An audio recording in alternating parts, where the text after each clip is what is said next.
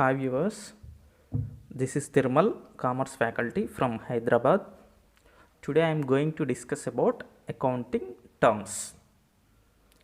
So generally we use these terms in accounting, right?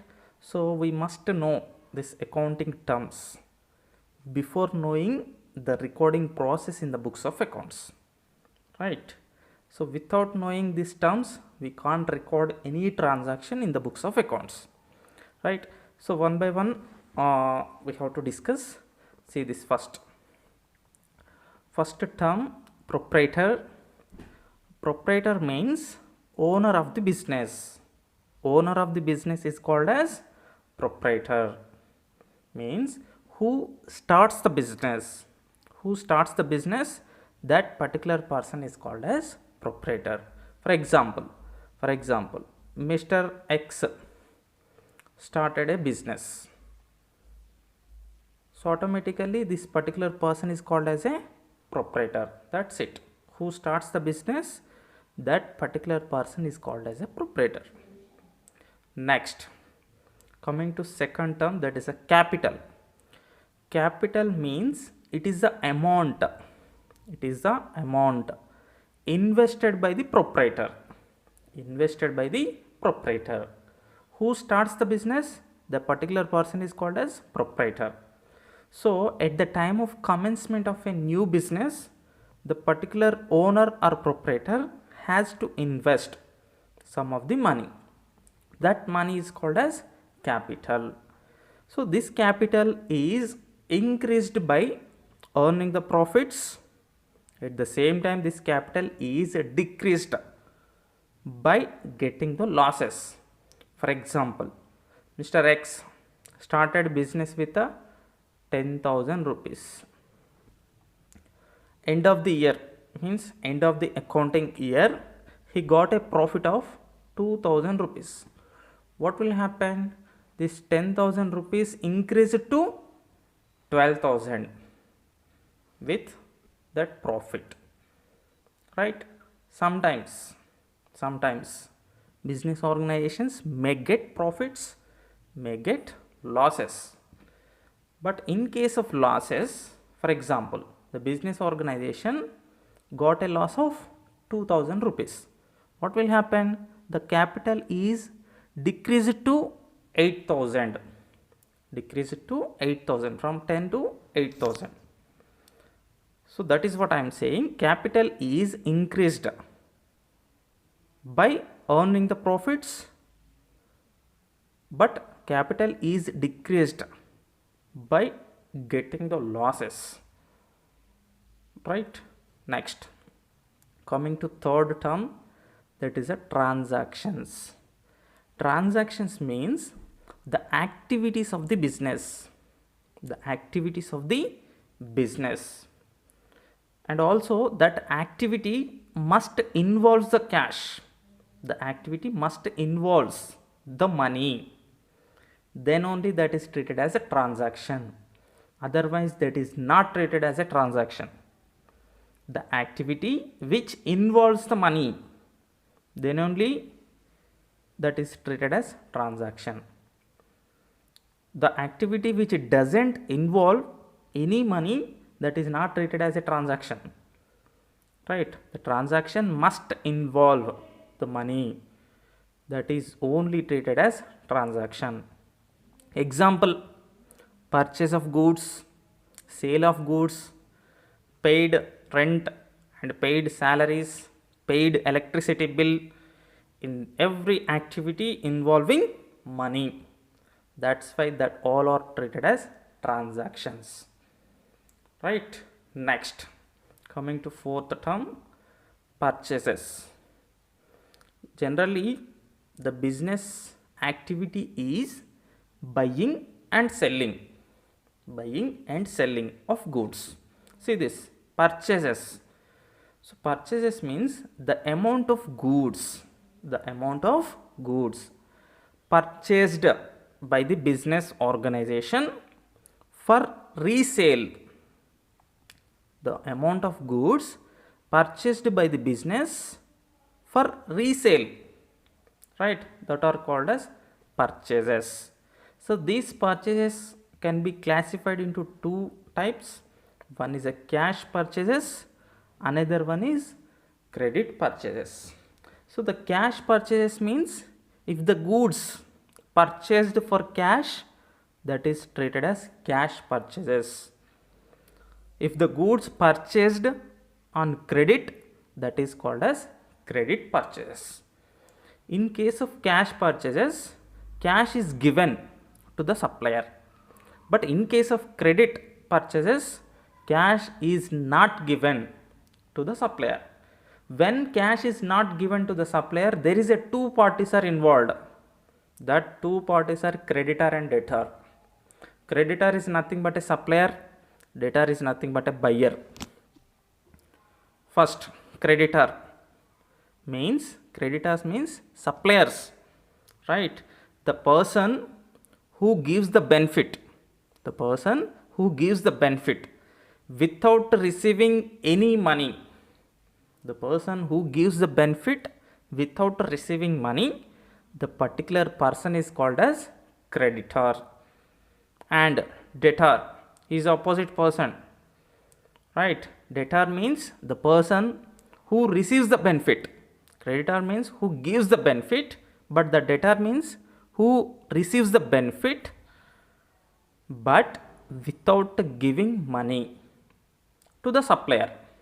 Who receives the benefit without giving money to the supplier, that particular person is called as debtor. Next, coming to another term, that is a sales. So sales means the amount of goods, sold, the amount of goods sold that is already purchased. So already I told you the business activity is that buying and selling. First, every business organization purchases some of the goods. After that, sell that goods to the customers. So that are sales. The amount of goods sold that is already purchased by the business organization, and also that is already manufactured by the business, that is called as sales. So these sales classified into two, that are cash sales and credit sales, same like a purchases. Okay, sales also classified into two, cash and credit. First, cash sales means if the goods sold for cash, that is called as cash sales. If the goods sold on credit, that is called as credit sales. In case of cash sales, cash is received by the business organization. But in case of credit sales, cash is not received. Cash is not received by the business organization. That's it. Right. Coming to eighth term, that is a account. Account means it is a brief history of a transaction of a particular person or any item. Item means expenses or income, assets or liabilities, or any loss or any profit, right? Total history of a particular transaction of a person or any item, that is called as an account. So this account has one pro forma, that is a T shaped pro forma, capital T, alphabet capital T. So which has two sides.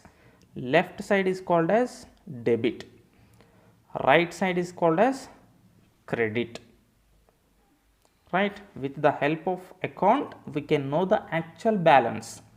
For example, cash, we can know the cash balance, how much cash balance is available in the business, that is known with the help of account. That's it. Next, coming to ninth term, that is the assets. Assets means properties of the business. Properties of the business. is called as assets. So that properties can be classified into two types of assets. One is a tangible assets, another one intangible assets. Tangible assets means the assets which is having physical existence. Physical existence means we can see and we can touch. For example, buildings, land, cash, furniture and machinery. For example, cash we can see and we can touch. Buildings we can see and we can touch. So that are example for this tangible assets. Tangible assets means which is having physical existence, which can be seen and which can be touched. Right. Next, intangible assets. So intangible assets means which is not having physical existence, which cannot be seen and which cannot be touched. That is called as intangible assets. The best example for the intangible assets, that is a goodwill. That is a goodwill. Goodwill means good name of the business in a society.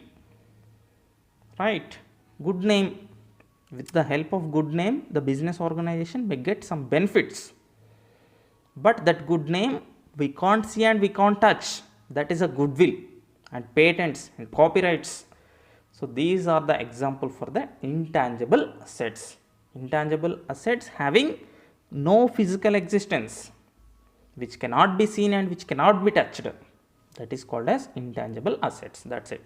Next, coming to 10th term, liabilities. Liabilities means obligations of the business. Obligations means responsibilities. The business is obligated to pay something to the others. That is called as a liabilities. Best example, loan from the bank. For example, business organization has taken loan from the bank. The business is obligated to pay that amount to the bank. That is one liability. That is one responsibility.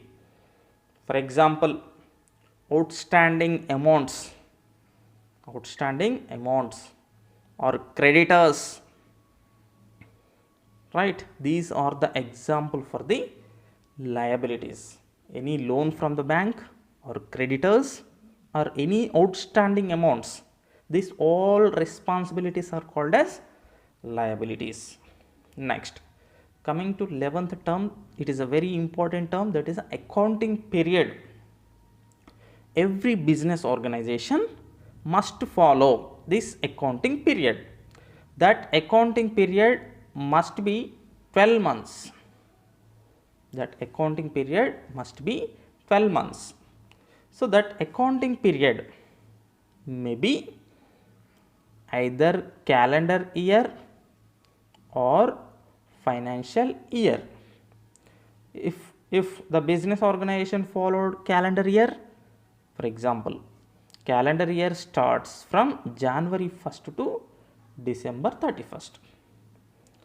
Financial year starts from April 1st to March 31st.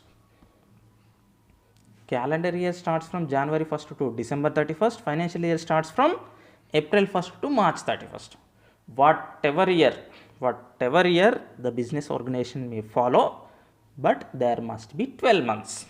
See this, January to December 12 months, April to March 12 months. That is called as an accounting period. That's it. Next, coming to 12th one, drawings.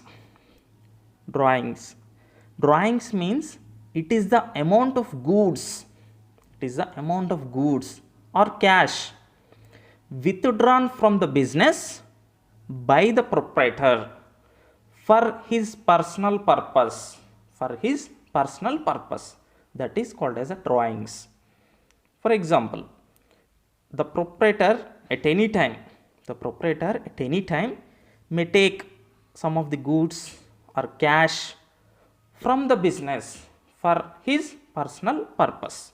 That is called as drawings. It is the amount of goods or cash withdrawn from the business by the proprietor.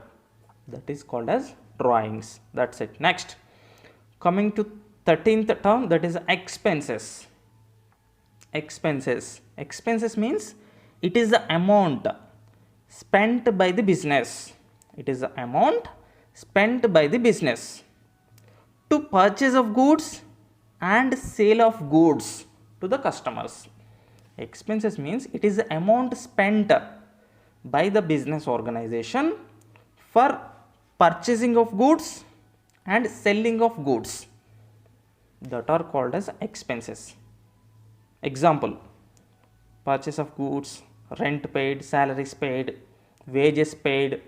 So these all are the example for the expenses. Electricity bill paid, transportation charges paid, that are example for expenses, right?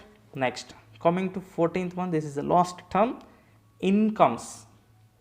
This is the opposite for the expenses. Expenses means it is the amount spent, but incomes means it is the amount gained by the business.